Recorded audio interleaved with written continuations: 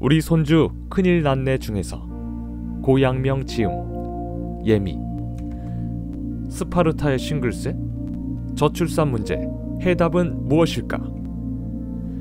저출산 문제는 흔히 산업화 시대 이후의 문제로 생각하지만 오히려 유아 사망률이 높았던 고대에는 지금보다 훨씬 심각한 사회 문제로 인식되어 기상천외한 대책들이 쏟아져 나왔습니다. 군사국가 스파르타는 미혼 남녀에게 엄청난 세율의 싱글세를 부과했고 아이를 넷 낳으면 면세 혜택을 주었습니다. 스파르타의 저출산 정책은 좋은 결과를 불렀을까요? 한동안은요. 그러나 인구가 늘면서 토지가 분할되자 물려줄 토지는 점점 사라지게 되었습니다. 결과적으로 소수의 부유층을 제외하고는 전체가 다 빈곤해지는 결과가 벌어졌습니다. 더구나 부유층들은 새로운 부유층이 생기는 것에 배타적이었고 토지와 계급을 유지하기 위해 아이를 낳는 것을 기피했습니다. 결국 경제 문제가 가져온 인구 감소가 스파르타를 몰락하게 만들었죠. 저출산 문제는 이처럼 해결하기 힘든 난제입니다. 대한민국이 사라지고 있다. 2100년 대한민국의 인구는 지금의 서울과 경상남도가 없는 규모의 대한민국입니다. 이제는 단순히 저출산을 넘어서 인구 절벽이라고 합니다. 한 발만 삐끗해도 1000길 아래로 떨어지는 낭떠러지 말입니다. 대한민국의 인구 유지에 필요한 합계 출산율은 2.1명입니다. 여기서 합계 출산율이란 가임기인 여성 한 명이 평생 낳을 것으로 예상되는 자녀의 수입니다. 지난해 출생아 수는 35만 8천 명으로 처음 40만 명대가 무너졌죠.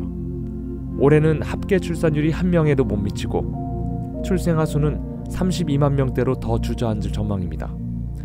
출산율이 세계에서 최초로 1.0명 이하로 떨어질 것이라는 보도도 있었고 지구상에서 없어질 최초의 국가가 될 것이라는 보고서가 나왔다는 이야기도 있습니다. 저출산이 우리나라만의 현상은 아니지만 우리나라 출산율의 감소 비율은 지나치게 가파릅니다. 5가지 대안을 소개해드립니다. 첫째, 만혼에서 조혼으로 캠페인을 벌일 것. 지금 젊은이들의 평균 결혼 연령이 남자 32.94세, 여자 30.24세입니다.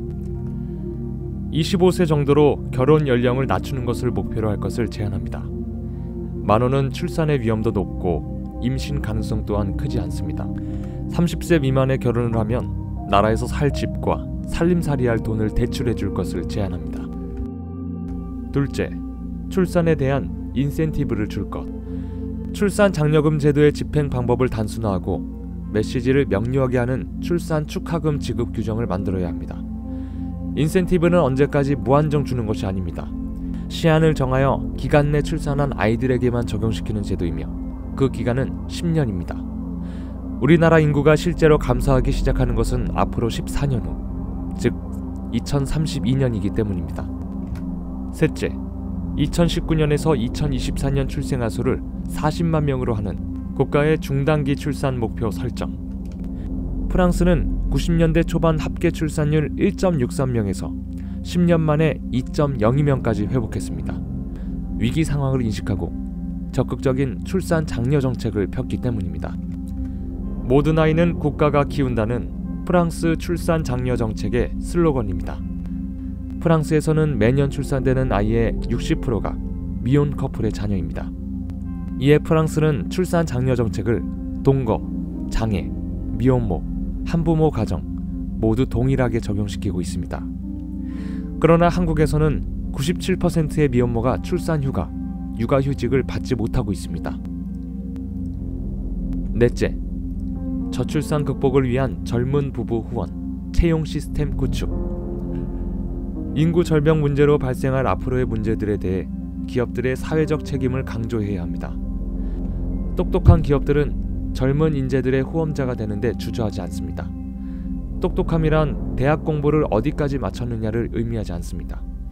중요한 것은 안정된 가정을 꾸미고 이세를 보고 기르는 행복을 아는 사람이 똑똑한 인재라는 것입니다. 다섯째, 인구 문제 하나만 전문적으로 다루는 인구청의 신설. 인구 증가를 전문적으로 연구하고 출산 가정들을 챙기는 인구청의 신설은 반드시 필요합니다. 지금 대한민국은 출산 장려 정책에 관해서 여성가족부와 고용노동부에서 다루고 있습니다. 그러나 프랑스의 인구 관련 조직으로는 대통령 직속 기구인 인구 및 가족정책고등위원회, 정책주모부처인 노동사회연대부를 비롯한 다양한 조직이 존재합니다. 강력한 출산 장려 정책을 펼 정부 조직은 반드시 있어야 합니다. 직급도 부총리급으로 대통령께 직접 보고하는 시스템이어야 합니다. 아이들이 없다면 대한민국은 사라집니다.